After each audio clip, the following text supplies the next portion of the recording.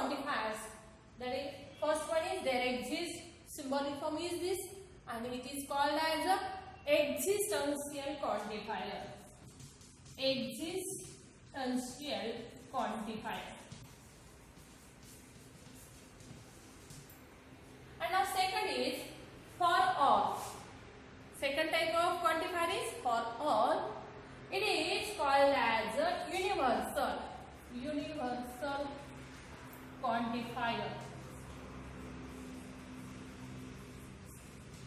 There are two types of quantifier: existential quantifier and universal quantifier. Symbolic form there exists is a ulta V, and for all is like this. Now we take one example. If A is a set दिलेले बा, त्यामध्ये काय काय 1 2 3 4 5. Determine the truth values of these questions. That is, there exists x belongs to A such that x minus 4 is equal to 1. असा एक तरी x आहे का? हा x च्या व्हॅल्यूज आपण पाहणार आहोत. असा एक तरी x आहे का की x minus 4 is equal to 1 आहे. 5 minus 4 is equal to 1, and therefore its truth value is t. Next, for all x belongs to x, सर्व बदला such that x plus 1 is equal to 3. 1 plus 1 it is a 2. 2 plus 1 it is a 3. 3 is greater than 3. म्हणता येणार नाही. 3 is greater than 3 नाही. 3 plus 1 f. इथून पुढच्यासाठी हा true आहे, तर या दोघांसाठी फॉल्स आहे. मग यापैकी कोणती आपण ट्रूथ व्हॅल्यू घ्यायची? सर्वांसाठी ट्रू असेल तरच ते ट्रू, अन्यथा हे स्टेटमेंट हे फॉल्स स्टेटमेंट आहे. नाउ लास्ट, देयर एक्झिस्ट एक तरी x फॉर ऑल साठी विचारले. फॉर ऑल सर्वच्या सर्व ट्रू नाही आणि म्हणून ते ट्रू स्टेटमेंट आहे. Next, there exist x belongs to such that x plus 3 is equal to 6. यामध्ये एक तरी x असा आहे का की x plus 3 is equal to 6? Yes, it is a 3 plus 3 it is equal to 6. एक x असा आहे की ज्याची व्हॅल्यू हा सॅटिस्फाय करतो, म्हणजे ट्रू आहे, आणि म्हणून या स्टेटमेंट पॅटर्नची किंवा या स्टेटमेंटची ट्रूथ व्हॅल्यू ही t आहे. Now next we see dual. Dual हे पाहण्यासाठी आपण पाठीमागचा जो स्टेटमेंट पाहिला होता, स्टेटमेंट पॅटर्न कंटिन्युअन्सी आहे का, कॉन्ट्रडिक्शन आणि टॉटॉलॉजी. जर स्टेटमेंट पॅटर्न आहे टॉटॉलॉजी असेल तर त्यासाठी आपण स्मॉल टी लिहिणार आणि कॉन्ट्रडिक्शन साठी आपण स्मॉल सी लिहिणार. आता ड्युएल म्हणजे काय त्याचे मी एक्झाम्पलने सांगते तुम्हाला. P or Q and T. याचं मी ड्युएलच काढून दाखवते. काय करा, और ही जागा घ्यायची आहे and ने, or replace by and replace by or, and T replaced by C. That is tautology by contradiction, contradiction by tautology, and by or by and. म्हणजे तुम्ही बदल कुठे कुठे करणार आहात? and हा बदला or लिहा आणि उलट सुद्धा याच पद्धतीने T रिप्लेस करा C या अक्षराने आणि C हा T, म्हणजे tautology replaced by contradiction and contradiction is replaced by tautology. Now, dual of this. We find dual of this pattern is P and Q. And the परत लिहिणार आहात or T by C. Thus, dual of this statement pattern is P and Q or C. Now we see exercise 1.3 and question number 1, 2 are the question of that. आपण त्यापैकी एक example घेऊया. In exercise 1.3,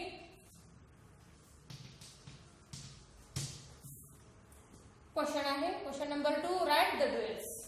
Question number 2, write the duals. First, negation T or Q and R and T. Now dual as it is, P as it is, or is written by and Q or R and बदला R replace and हा replace करा or ने आणि T हा replace करा C. The second example is P or Q and negation P and T. Dual of this is written as dual is P and Q or negation P and is written by or I replace करूया आणि T by C. In this way we complete the question number 2. मध्ये आपण दोन example घेतले, मात्र या टाइपचे examples अजूनही आहेत. एक्सरसाइज 1.3 मध्ये ह्या दोन प्रकारचे एक्झाम्पल्स आपण बघितलेले आहेत. उरलेले सर्व एक्झाम्पल्स तुम्ही तुमच्या नोटबुक मध्ये कंप्लीट करणार आहात. Thank you.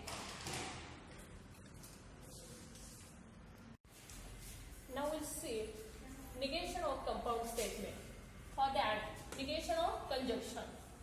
You see negation P or negation Q. Negation of disjunction is negation P and negation Q. Both these is called as De Morgan's law. आता ह्या व्हॅल्यूज आपण डायरेक्टली घेतलेत का तर नाही. त्यासाठी आपण ट्रूथ टेबलने याच्या प्रूफ्स पाहू शकतो. त्यासाठी तुम्हाला कॉलम्स कोणते करावे लागतील. P Q negation P negation Q P and Q negation P and Q negation P or negation Q. या टेबलनुसार जेव्हा आपण बघू तर entries in the column number 1 2 3 4 5 6 and 7 are identical, and then we prove these two theorems, and these theorems are called as a De Morgan's law. Now next, negation of implication is a implication is identical to implication is कुणाशी equivalent आहे. negation P or Q. negation sign as it is आणि equivalent कुणाशी आहे negation P or Q. आता याचीच values परत आपण simplify करूया वरच्या रूलनुसार. negation of P or Q यानुसार येईल याची value negation of negation P and negation Q that is equal to P and negation Q. Hence negation of implication is P and negation Q. Now next is negation of biconditional. Similarly we see negation of biconditional पाहण्यापूर्वी biconditional कोणाशी equivalent आहे. It is equivalent to P implies Q and हा आपण negation बाहेर ठेवलाय आणि याचे equivalence पुढचे आपण लिहितोय P implies Q and Q implies P. Bracket complete. We solve this bracket. हा bracket आपण सॉल्व करूया. negation of A and P. बघा negation of A किंवा P and Q काय सांगतो rule. negation P or negation Q आणि म्हणून आपण घेणार आहोत P implies Q चं negation and चं लिहा or negation Q implies P. Now next we simplify this again.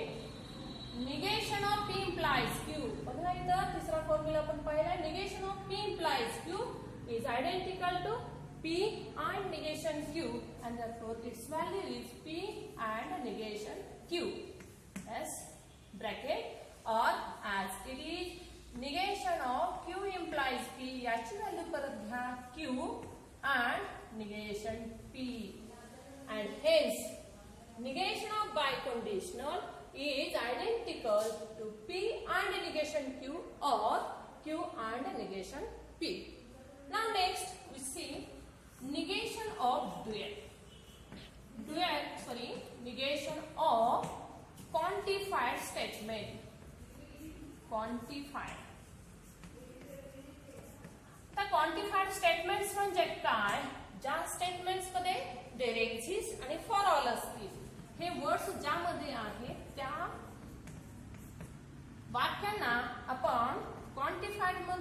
क्वांटिफाईड statements म्हणतो फॉर ऑल किंवा सिंबॉलिक फॉर्म हा देअर एक्झिस्ट साठी हा वाक्यामध्ये हे सिंबॉलिक फॉर्म किंवा देअर एक्झिस्ट किंवा फॉर ऑल हे वर्ड्स असतील तर अशा स्टेटमेंट्सना आपण काय म्हणणार आहोत क्वांटिफाईड स्टेटमेंट. क्वांटिफाईड स्टेटमेंटचं निगेशन कसं मिळवतात तर आपण इथे बघूया त्याचा फॉर्म्युलाच बघूया. देअर एक्झिस्ट जर वाक्यात असेल तर ते बदला फॉर ऑल आणि जर वाक्यामध्ये फॉर ऑल असेल it is replaced by there exist.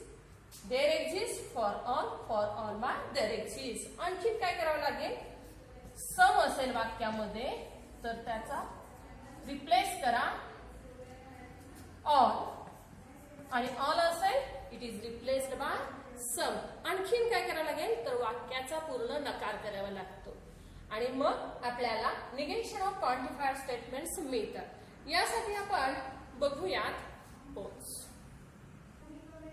Now next we see examples on exercise 1.3. Write negations of the following.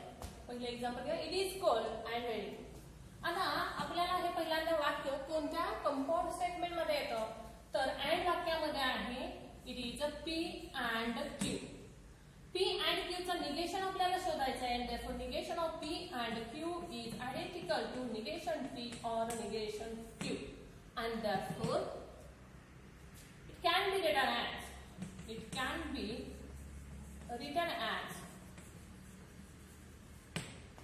it is काय लिहायला पण येतं it is not cold and लिहायचं नाही त्याच्याऐवजी लिहायचं आहे or not raining.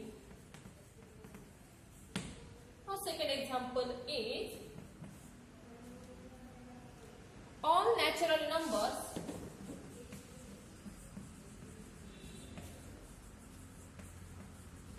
are whole numbers. This example is of the type example कोणत्या प्रकारामध्ये आहे क्वांटिफाईड स्टेटमेंट आहे. ऑल वाक्यामध्ये आहे. या वाक्याचं निगेशन काय असेल तर यासाठी आपल्याला ऑलच्या ऐवजी लिहायचं आहे word some natural number are not. वाक्याचा नकार करायचा आहे आर नॉट होल नंबर्स. अशाच प्रकारे आपण कोणताही क्वांटिफाईड स्टेटमेंट असेल ऑलचं सम करा आणि वाक्याचा नकार असायलाच हवा. सम वाक्यामध्ये असेल तर ऑल ऑल असेल तर सम आणि वाक्याचा नकार. देअर एक्झिस्ट असेल तर फॉर ऑल आणि फॉर ऑल असेल तर देअर एक्झिस्ट आणि वाक्याचा नकार ज्याप्रमाणे आपण लिहितो तसा असायलाच हवा. तेव्हाच त्या वाक्यांच्या निगेशन्स आपल्याला मांडता येतात. या प्रकारचे काही एक्झाम्पल्स एक्सरसाइज मध्ये आहेत क्वेश्चन नंबर 3 मध्ये ते तुम्ही कंप्लीट करा. We say converse, inverse and contrapositive of the implication. If P implies Q is the implication, then Q implies P is a converse. Second, negation P implies negation Q is an inverse. Third, negation Q implies negation P is a contrapositive of the implication P implies Q. P implies Q या implication चे converse Q implies P inverse दोन्हीकडे negation टाका. It is called as inverse. contrapositive converse या statement मध्ये दोन्ही बाजूमध्ये inverse टाका. implication sign आहे या अर्थी या वाक्यामध्ये if then हे असायलाच हवं. यासाठी आपण एक एक्झाम्पल घेऊया. फॉर एक्झाम्पल एक्सरसाइज 1.3 मधला क्वेश्चन नंबर 4 आपण बघूया. त्यामधला एक एक्झाम्पल आपण घेऊया. If x is less than y then x square is less than y square. If x comma y belongs to R. For that this is the question. If then वाक्यामध्ये आहे हे implication आहे. आता आपण याचं काय काय लिहिणार आहोत. पहिला कॉन्व्हर्स. कॉन्व्हर्स लिहिण्यापूर्वी वाक्यामध्ये पी हे स्टेटमेंट कोणतं आहे. पी हे स्टेटमेंट आहे x is less than y आणि क्यू हे स्टेटमेंट कोणतं आहे x square is less than y square. Now first converse. Converse कसा घेता येईल? Converse is a Q implies p. That is काय येईल बघा, क्यू दॅट इज इम्प्लिकेशन आहे म्हणून वाक्याची सुरुवात नेहमी p ने झाला. If x square is less than y square then x is less than 1. Next, inverse. Inverse is a negation p implies a negation q. That is, परत वाक्याची सुरुवात if या अक्षरानेच व्हायला हवी. if negation p म्हणजे जे वाक्य आपलं आहे त्यामध्येच आपण असं लिहू शकतो x is not less than y then x square is not less than y square. And third, contrapositive is a negation q implies a negation p. कोणतं वाक्य घ्यायचं आहे? if कॉन्व्हर्स जे लिहिलेलं आहे तसंच फक्त कॉन्व्हर्स मध्ये if x square is not negation आपल्याला करायचं आहे not x square is not less than y square then x is not less than y. आता आपण काही आयडियाज बघूया. कॉन्व्हर्स आणि कॉन्ट्रापोजिटिव्ह यामध्ये अक्षरांची सुरुवात सी ने होते. कॉन्व्हर्सची सुरुवात सी, कॉन्ट्रापोजिटिव्हची सुरुवात सी. तसंच इथं सुद्धा लक्षात ठेवण्यासाठी इथं क्यू नी सुरुवात होते आणि इथं क्यू म्हणजे निगेशन क्यू नी सुरुवात होते. ही एक आयडिया झाली. आणि असेल तर निगेशन साइन दोन्ही बाजूत आहे, फक्त एका बाजूला निगेशन किंवा पी इम्प्लाइज निगेशन क्यू अशा प्रकारचं कॉन्व्हर्स, इन्व्हर्स किंवा कॉन्ट्रापोजिटिव्ह नाही. असेल तर निगेशन दोन्हीच आहे, नसेल तर कुठंही नाही. आणि या दोन आयडियाज वरून तुम्ही हा पॉइंट लक्षात ठेवू शकता. आता एक्सरसाइज 1.3 मधली सर्व एक्झाम्पल्स कंप्लीट करा.